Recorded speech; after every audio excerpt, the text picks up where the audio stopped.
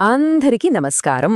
అచ్చా, విజయమనేది అదృష్టాన్ని బట్టి వస్తుందా, లేకపోతే అది మన చేతుల్లోనే ఉంటుందా?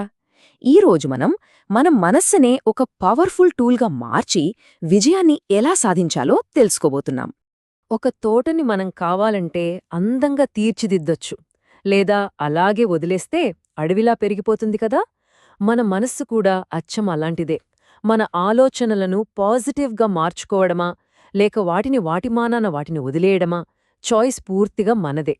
సరే, ఈరోజు మనం ఈ 5 ముఖ్యమైన విషయాల గురించి మాట్లాడుకుందాం. ముందు మన మనసు ఎలా పనిచేస్తుందో చూద్దాం. ఆ తర్వాత సక్సెస్ అవ్వడానికి కావలసిన అలవాట్లను ఎలా పెంచుకోవాలో కూడా తెలుసుకుందాం. సరే, అయితే మొదటి అడుగు వేద్దాం. మన విజయానికి పునాదిలాంటిదిది. అసలు మన మనసు ఎలా పనిచేస్తుంది, దాన్ని అర్థం చేసుకోవడానికి ప్రయత్నిద్దాం. ఒక తోటమాలి ఏం చేస్తాడు?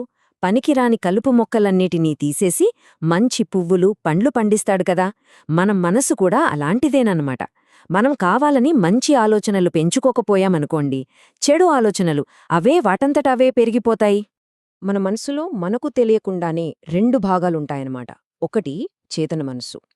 ఇది ఒక జడ్జి లాంటిది. ఏది కరెక్టు, ఏది రాంగ్ అని ఆలోచించి నిర్ణయం తీసుకుంటుంది. ఇక రెండోది ఉంది కదా, అచేతన మనస్సు. ఇది అచ్చం కంప్యూటర్ హార్డ్ డిస్క్ లాంటిది. దానికి ఏదిస్తే అది గుడ్డిగా తీసేసుకుంటుంది. మంచి చెడుల మధ్య తేడా దానికి అస్సలు తెలియదు. ఇప్పుడు రెండో విభాగానికొచ్చేద్దాం. GIGO principal. మనమిచ్చే ఇన్పుట్స్లే మన అవుట్పుట్లను ఎలా డిసైడ్ చేస్తాయో చూద్దాం. ఇది వినడానికి సింపుల్గా ఉన్నా చాలా పవర్ఫుల్ ఐడియా. మన లైఫ్లో సక్సెస్ అనేది మన మైండ్కి ఎలాంటి ప్రోగ్రామింగ్ ఇస్తామో దానిమీదే ఆధారపడి ఉంటుంది, అంతేకాని అదృష్టం మీద కాదు. మన ఎంపికలే మన భవిష్యత్తును డిసైడ్ చేస్తాయి. సో అసలు పాయింట్ ఏంటంటే, ఈ GIGO సూత్రం అంటే గార్బేజ్ ఇన్, గార్బేజ్ అవుట్. చెత్త లోపలికి పంపిస్తే చెత్తే కదా బయటకొచ్చేది. మన మనసులోకి ఎలాంటి ఆలోచనలని, సమాచారాన్ని పంపిస్తామో మన జీవితంలో కూడా అలాంటి రిజల్ట్సే వస్తాయన్నమాట. చాలా సింపుల్, కానీ చాలా పవర్ఫుల్. సరే, ఇప్పుడు ఒక్క క్షణం ఆగి ఆలోచిద్దాం. మన లోపల కలిగే ఫీలింగ్స్కి బయట మనం చేసే పనులకి ఏమైనా సంబంధముందా? ఇది మన ప్రొడక్టివిటీని ఎలా ఎఫెక్ట్ చేస్తుంది? దీనికి సమాధానం చాలా క్లియర్. మనం ఎప్పుడైతే పాజిటివ్గా ఫీల్ అవుతామో మన ప్రవర్తన కూడా పాజిటివ్గా ఉంటుంది.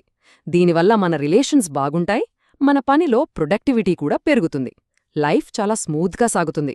సో మంచి ఫీలింగ్సే సక్సెస్ఫుల్ లైఫ్కి ఫౌండేషన్ అన్నమాట. సరే, ఇప్పటిదాకా మన ఆలోచనలు, ఫీలింగ్స్ గురించి మాట్లాడుకున్నాం. ఇప్పుడు అసలు విషయానికి వద్దాం, అంటే యాక్షన్. విజయవంతమైన వాళ్ల మొదటి అతి ముఖ్యమైన అలవాటేంటో చూద్దాం. ఈ సామెత మనందరికీ తెలిసిందే కదా, 1000 మైళ్ల ప్రయాణమైనా ఒక్క అడుగుతోనే మొదలవుతుంది అని. అవకాశాలు వాటంతటవే వస్తాయని ఎదురుచూడకుండా ఇప్పుడే, ఈ క్షణమే మొదలుపెట్టడం ఎంత ఇంపార్టెంటో ఇది మనకు గుర్తు చేస్తుంది. మొదటి అడుగు వేయడమే అతిపెద్ద ముందడుగు. విన్నర్స్ పనుల్ని ఎప్పుడూ వాయిదా వెయ్యరు. అందుకేనేమో వాళ్ళు ఎప్పుడూ ఓడిపోరు. వాళ్ళు రేపు చూద్దాంలే అని అస్సలనుకోరు. ఎందుకంటే ఆ రేపు అనేది ఎప్పటికీ రాదని వాళ్లకు బాగా తెలుసు. థామస్ ఎడిసన్ గురించి చెప్పాలంటే ఆయన ఒక వర్కహోలిక్. ఆయన డెడికేషన్ ఏ రేంజ్లో ఉండేదంటే, ఒక పని పూర్తయ్యే వరకు తనతో పాటు తన వర్కర్స్ని కూడా ఇంటికి వెళ్లనివ్వకుండా lab doors lock చేసేసేవాడట.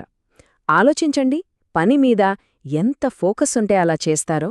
So Edison story నుంచి మనం నేర్చుకోవాల్సిన ముఖ్యమైన లెసన్ ఇదే. సక్సెస్ కావాలంటే నిరంతరం పట్టుదల ఉండాలి, కష్టపడాలి, నెవర్ సే డై యాటిట్యూడ్ ఉండాలి. హార్డ్వర్క్కి ఇంకో ఆప్షన్ లేనేలేదు, అంతే. సరే, యాక్షన్ గురించి చూశాం. ఇప్పుడు సక్సెస్ కోసం కావలసిన మరో ముఖ్యమైన విషయానికి వద్దాం.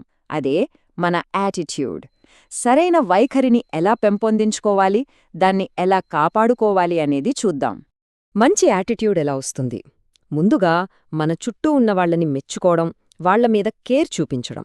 పిల్లలు చెప్పేది ఓపిగ్గా వినాలి, చిరాకు పడకూడదు. ఫ్రెండ్లీగా ఉంటూ మంచి నీతికథలు చెప్పాలి.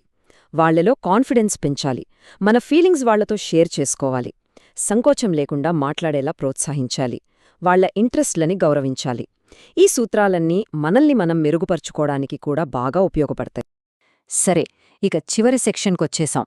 ఇది చాలామంది పట్టించుకోని విషయం, కానీ చాలా చాలా ముఖ్యమైనది. అదే విశ్రాంతి మరియు రీఛార్జ్. మన ఆరోగ్యం, స్ట్రెస్ మేనేజ్మెంట్ గురించి ఇప్పుడు మాట్లాడుకుందాం. ఇది చాలా సింపుల్, క్లియర్ పాయింట్.